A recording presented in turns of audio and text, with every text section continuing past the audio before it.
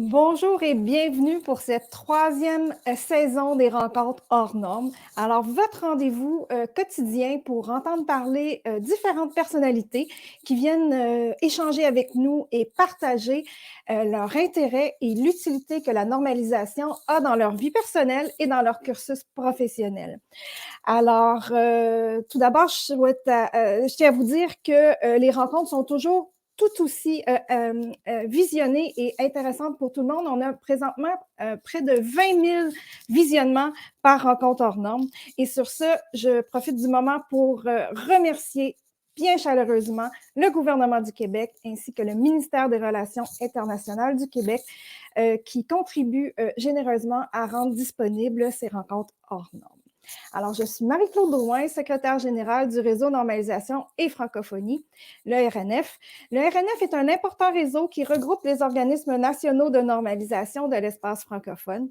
Alors, notre mission, c'est faire de la normalisation un pilier de la vitalité économique de notre francophonie. Alors, les normes nous offrent d'importants leviers, de deux façons. Tout d'abord, ce sont des outils d'intelligence économique qui nous permettent de créer de la valeur dans nos entreprises. En s'y conformant, les entrepreneurs voient non seulement leur productivité augmenter, mais ils se donnent des clés pour accéder au marché. Ensuite, les normes, ce sont des outils de diplomatie économique. On le dit souvent, qui fait la norme fait le marché. Alors, participer à l'élaboration des normes, tant pour les pays que pour les entrepreneurs, nous donne des avantages stratégiques de taille. Alors, si vous voulez plus d'informations sur le merveilleux monde de la normalisation, je vous invite à parcourir nos différents médias sociaux ainsi que notre site Internet et abonnez-vous à notre infolette. Alors, notre rencontre est en direct aujourd'hui sur Facebook et sur LinkedIn et puis vous pourrez les écouter en rediffusion sur nos différentes plateformes. Comme c'est une rencontre interactive, on vous demande de nous écrire de où vous venez, de quel pays vous êtes. On aime toujours ça, au passage, vous saluer des quatre coins de la francophonie. Et on aime beaucoup l'interaction live. Donc, on vous demande aussi de nous écrire directement vos commentaires dans le chat. Ils sont gérés par un modérateur et il nous fera plaisir d'y répondre avec notre invité. Alors, sur ça, je passe directement au cœur du sujet d'aujourd'hui. Alors, comme vous le savez, ceux qui m'ont suivi la dernière fois, j'étais au pays de la Teranga. D'ailleurs, je salue mes amis du Sénégal, vous me manquez déjà. Mais on poursuit sur le même thème aujourd'hui parce qu'on va parler de la zone de libre-échange africaine. Alors, on reste en Afrique, bien que je sois revenue au Québec, et c'est certain que cette zone de libre-échange africaine, elle est à bâtir et la normalisation a très certainement un impact et un intérêt et offre aussi des clés pour contribuer aux enjeux qui sont dans ce vaste chantier.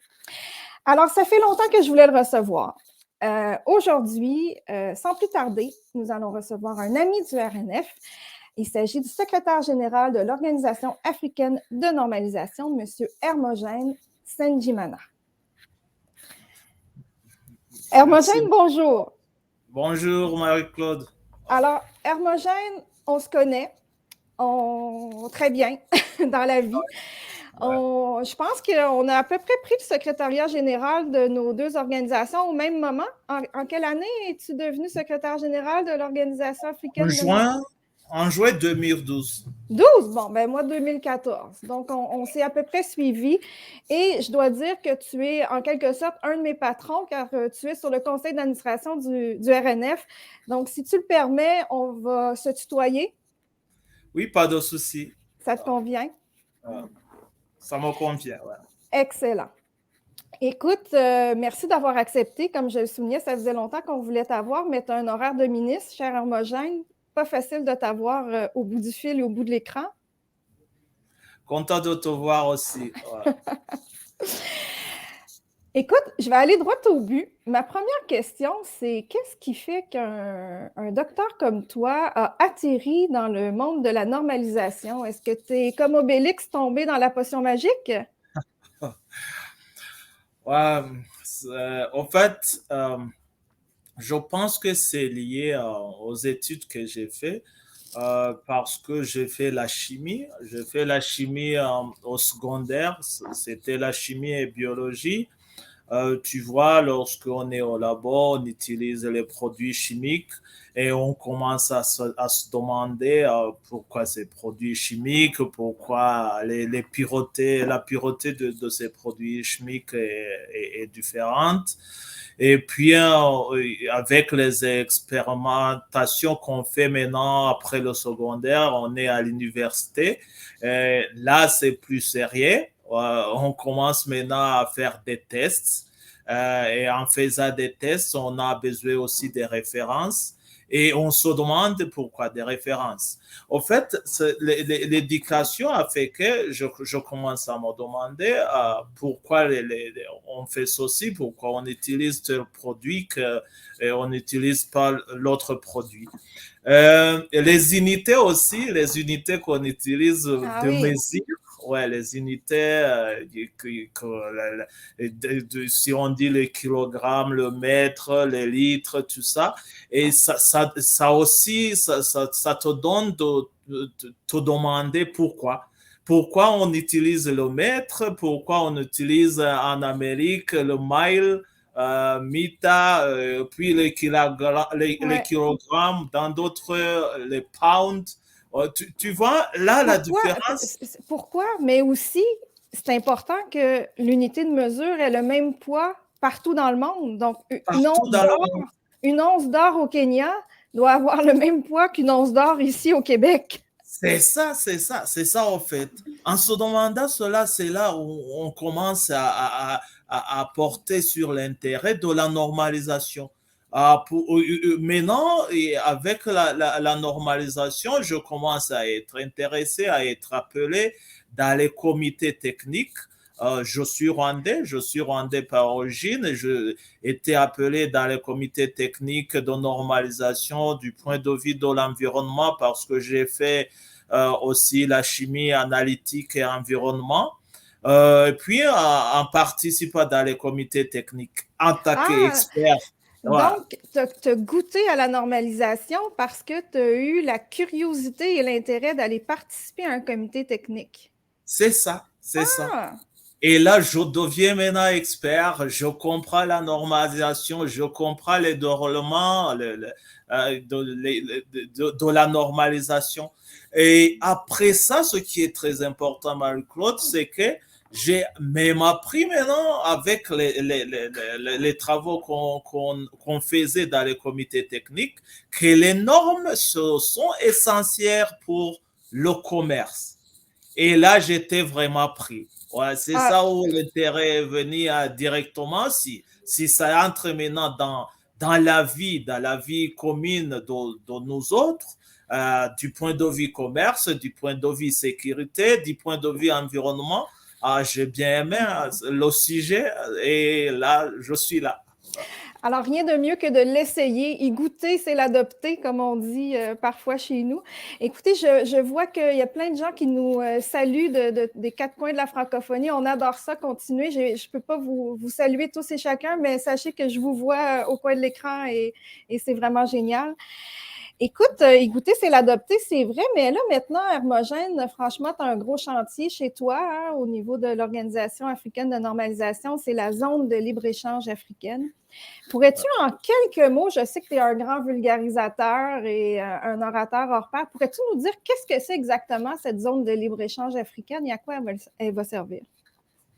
Au fait, la zone de libre-échange, c'est l'un des grands chantiers du continent.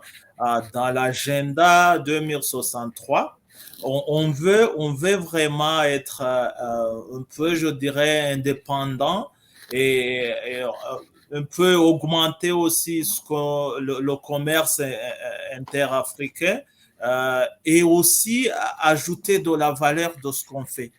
Et lorsque je regarde la zone de libre-échange, ça sera à la base de l'industrialisation de l'Afrique. Ouais, c'est ce que je vois. Et la base de l'industrialisation de l'Afrique, ça, c'est très, très, très important. En fait, c'est ça, la zone de libre-échange pour moi. Augmenter le commerce interafricain par valeur ajoutée et augmenter, un peu promouvoir l'industrialisation de l'Afrique. Bon. C'est très clair. Écoute, je vais me permettre de prendre mes notes pour citer quelques statistiques que j'ai trouvées franchement éloquentes. On dit que selon la Banque mondiale, la zone de libre-échange africaine pourrait permettre aux pays africains de sortir de l'extrême pauvreté plus de 30 millions d'habitants, puis d'accroître de façon considérable le revenu de 68 millions d'autres personnes. Alors, c'est donc dire que on a beaucoup d'ambition pour cette zone de libre-échange et qu'elle va avoir un impact certain. Ouais. Au fait, ça aura un impact certain. Lorsque je regarde les statistiques, là, on parle que la zone de libre, le commerce interafricain arrive à 18%, les autres aussi même mentionnent 15%. Le continent est derrière d'autres continents. Je vois que notre population est très jeune. Notre population, on est le continent le plus jeune du monde. Oui. Et on a une population de plus de 1,3 milliard de la population. Tu vois, lorsqu'on regarde à ce moment de e-commerce, le commerce électrotechnique, et que les jeunes utilisent le plus souvent, je vois que la zone de libre-échange va faire de l'impact sur les jeunes, ça c'est un. Et deuxièmement, ça va faire aussi de l'impact sur les femmes. Ça c'est très important parce que le centre de la zone de libre-échange est centré sur le PME. Le PME. En donnant un exemple, au fait, les grands industries, là on voit qu'ils peuvent obtenir le marché partout.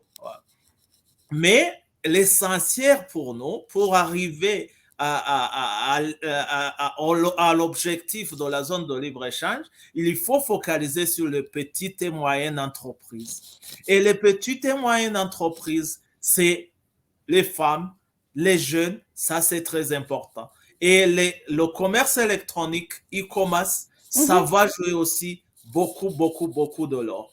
Et je regarde aussi encore du point de vue des produits non commercialisés à l'extérieur et de notre continent.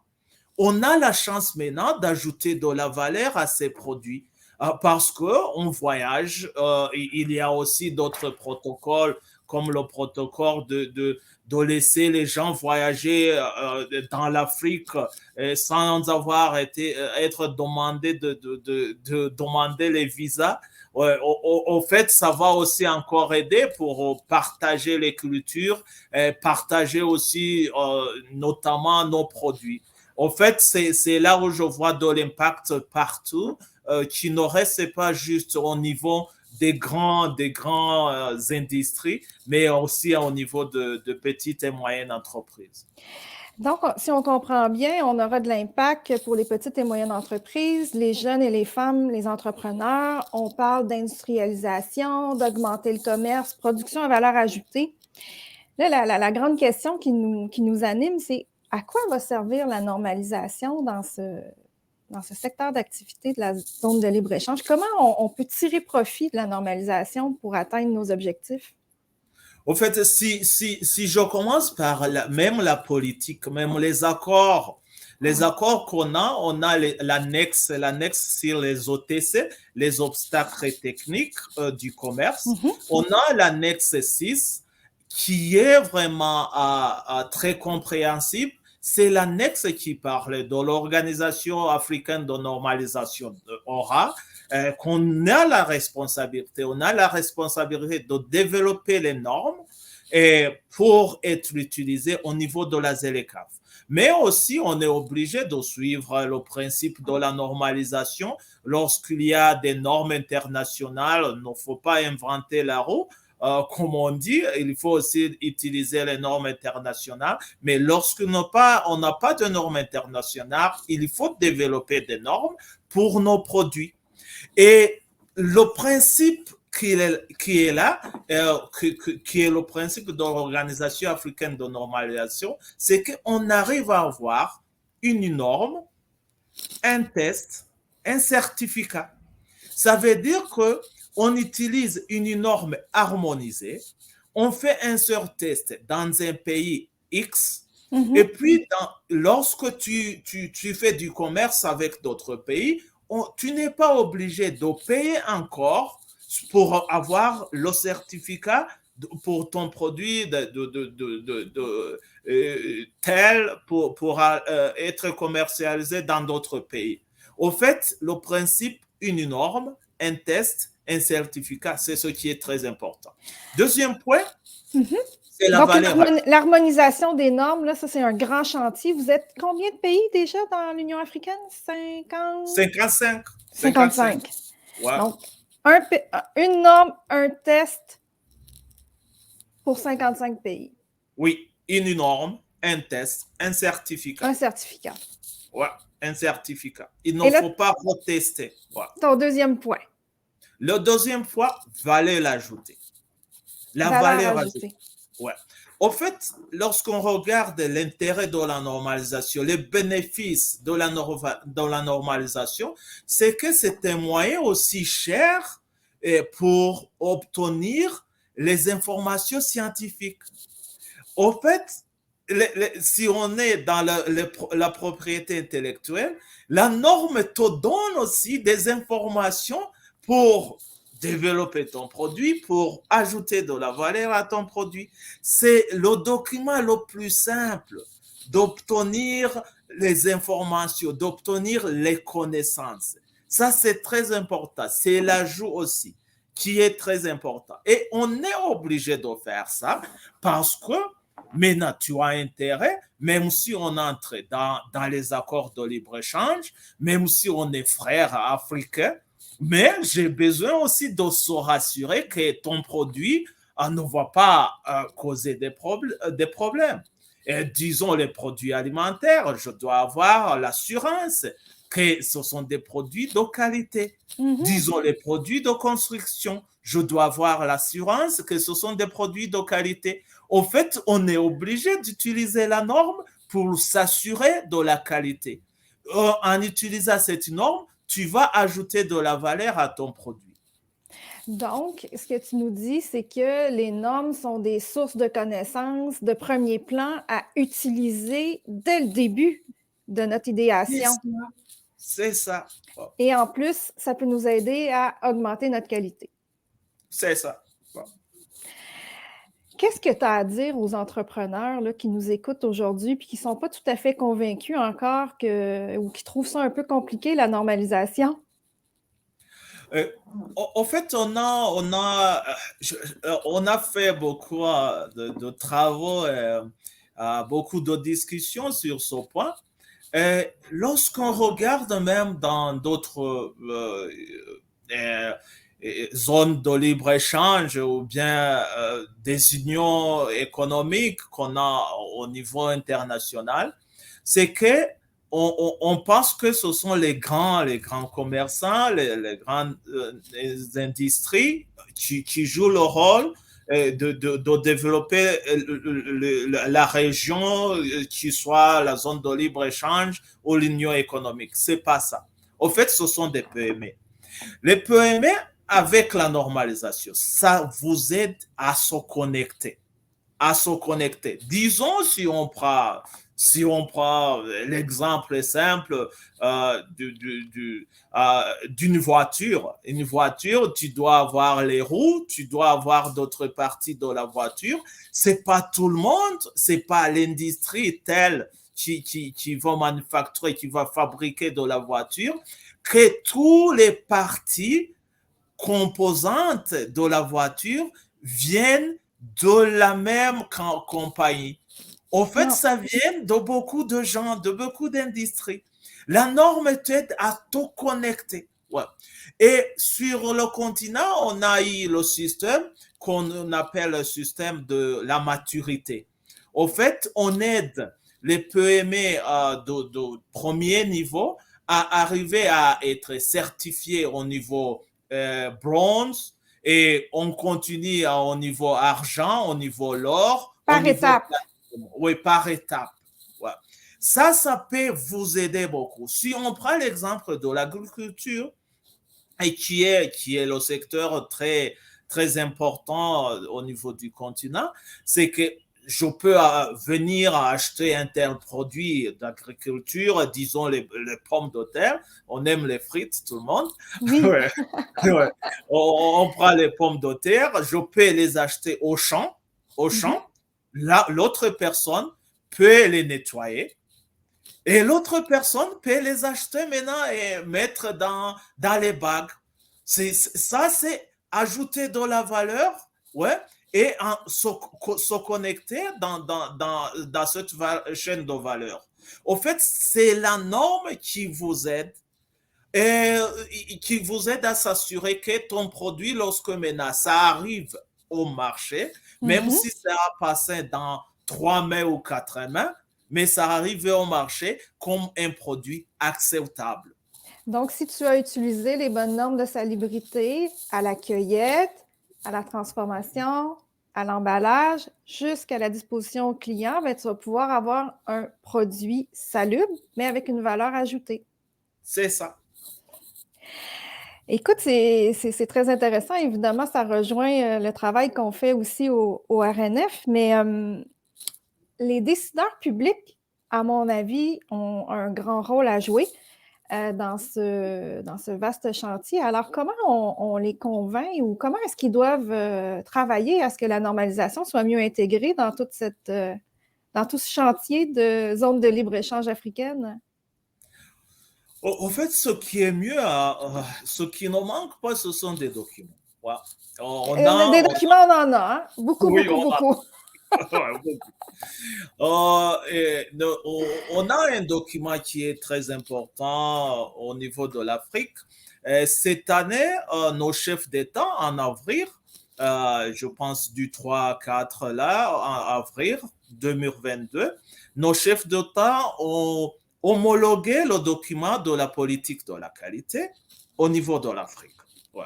Ce document, c'est le premier document du genre qui va aussi nous aider à avoir les politiques de la qualité au niveau national qui sont alignées à la politique de la qualité au niveau du continent.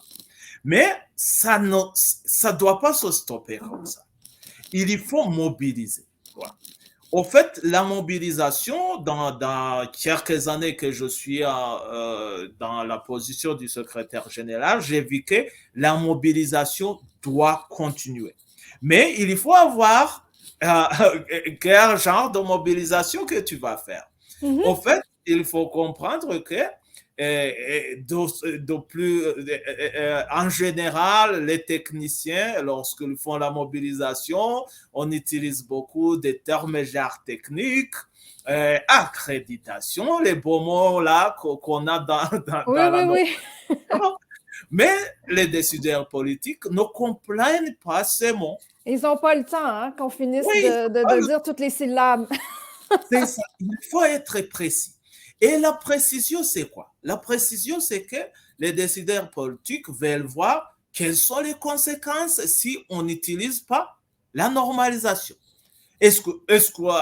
J'allais dire, si on a la chance d'avoir des problèmes qui sont liés à la normalisation, et tu dois aussi utiliser ces problèmes qui sont liés dans ton pays, dans ton continent, qui sont liés à la normalisation. Donnons un exemple. Si tu as un immeuble de 15 étages qui s'écroule, ouais, il faut donner l'exemple. Il faut voir si les problèmes étaient liés aux matériaux de construction qu'on a utilisés. Il faut saisir l'occasion. Ouais. Et s'il y a aussi les épidémies liées peut-être aux produits alimentaires qui ne sont pas de qualité, il faut saisir l'occasion. Ouais. Et autre chose, on a encore l'occasion d'utiliser cette période de COVID. Et au fait, la période du COVID, ça nous a aidé aussi à faire la mobilisation parce que les gens ont commencé à nous appeler en Ils ont demandant compris rapidement excuse-moi, ils ont compris rapidement, là, d'un coup, avec un exemple concret, à quoi ça servait des normes de fabrication de gel hydroalcoolique, de masques C'est adéquats, ça. de protection utilitaire. C'est ça. Ouais. En fait, la période aussi du Covid nous a aidé beaucoup en te demandant est-ce que on peut fabriquer nous-mêmes ces masques? Est-ce qu'on peut fabriquer les liquides sanitaires là que vous recommandez pour la période du Covid? En fait, il faut saisir tout le moment pour montrer l'intérêt, ouais, d'utiliser la norme. L'autre point, c'est que euh, euh, les décideurs politiques, même aussi les entreprises, ils comprennent mieux de l'argent. Oui, De l'argent. l'argent, oui, c'est un bon exemple, ça, hein, quand on utilise l'argent. Et tu fais ça Oui, comment, toi? et quel est le bénéfice économique du pays? Quels sont les apports sur le GDP? Et si tu utilises les normes, au fait, il faut continuer à parler dans le langage que les décideurs politiques comprennent, que nos industries comprennent. Sinon, si on continue juste à parler du côté technique, ça ne va pas arriver. Voilà. Donc, ce que tu nous dis, là, c'est que les secrets que tu as pour intéresser toutes ces grandes personnes et ces grands décideurs, c'est vulgariser, donner des exemples et montrer comment ça peut être bénéfique avec des signes C'est de ça. dollars. C'est ça. Écoute, Hermogène, on a une question de Bertin. Hein? Bertin, c'est un grand communicateur de la normalisation en Afrique. Alors, il nous dit, le document de la politique qualité, peut-il être vulgarisé dans ce réseau, dans votre réseau? Oui, Est-ce que ce sera une de vos ambitions? oui, ça peut être vulgarisé dans ce réseau. Pas de souci. Ouais. Oh, Parce- oui, on peut, il peut même donner au modérateur, voir lumière, les contacts, on peut vulgariser, ou bien on envoie, moi et toi, on est en contact, on oui, envoie chez toi, tu peux vulgariser, pas de souci. absolument. On a des Ouais, canaux, hein, il faut les utiliser. ouais. Je vous invite à poser vos questions dans la section de commentaires, comme on l'a précisé dès le départ. Alors, Hermogène, c'est toujours très, très, très intéressant de t'entendre. Alors, toi, là, tantôt, tu nous as dit que c'est 2053, 2063, la fin de votre... Oui, l'agenda africain de 2063. Ouais. Bon. C'est quoi tes ambitions et ton rêve pour la normalisation d'ici la fin? En fait, mon ambition, c'est ce que j'ai dit. J'attends le moment. En fait, j'attends le moment où on aura une norme, un test, un certificat pour nos 55 pays. Voilà. Ouais. Ça, j'attends ce moment-là lorsque je peux envoyer mon produit de Namibie et au Maroc, et de l'Égypte au Kenya, de la Somalie au Nigeria. Et on va réduire beaucoup le coût du commerce en Afrique. Voilà. Et on va ajouter de la valeur sur nos produits. Voilà. Une norme, un test, un certificat. Tu sais, Hermogène, l'Union européenne y est arrivée. Alors, je ne vois pas pourquoi le continent africain n'y arriverait pas. On est d'accord? Oui, on est d'accord. L'entrevue tire déjà à sa fin, Hermogène. C'est toujours un grand plaisir de te recevoir puis d'échanger avec toi. Ça fait déjà trop longtemps qu'on s'est vu. J'ai bien hâte qu'on se retrouve peut-être au Cameroun pour la prochaine Assemblée générale de l'Organisation africaine de normalisation. Alors, ce qui m'amène à ma dernière question que je pose à tous mes invités. Et juste avant, je vais profiter du fait, là, je vais te faire un petit plaidoyer qui vient vraiment de mon fond. Hermogène, je tiens vraiment à saluer le travail que tu fais au sein de l'Organisation africaine de normalisation pour traiter le français et l'anglais à égale place. On le sait, quand on travaille en normalisation internationale, on a souvent, pour mauvaise habitude, d'y aller plus facilement avec la langue un peu plus universelle qui est l'anglais. Mais toi, on le voit, originaire du Rwanda, tu es un francophone, tu es un francophile et je vois tous les efforts depuis que tu es secrétaire général de l'ARSO. Je vois tout le travail que tu mets pour favoriser l'utilisation du français dans votre travail et vraiment, c'est très, très, très apprécié de nos membres francophones. Merci beaucoup. Merci. Je sais que tu y crois beaucoup et que tu sais que c'est une clé de succès d'avoir, plus la norme est vulgarisée dans la langue que nous parlons, plus on a des chances d'avoir des retombées. Alors, ce qui m'amène à ma question, quel est ton mot préféré de la langue française? Oui, sans hésiter, c'est le mot l'amour. Ah! J'aurais misé là-dessus. Je t'écoute. En fait,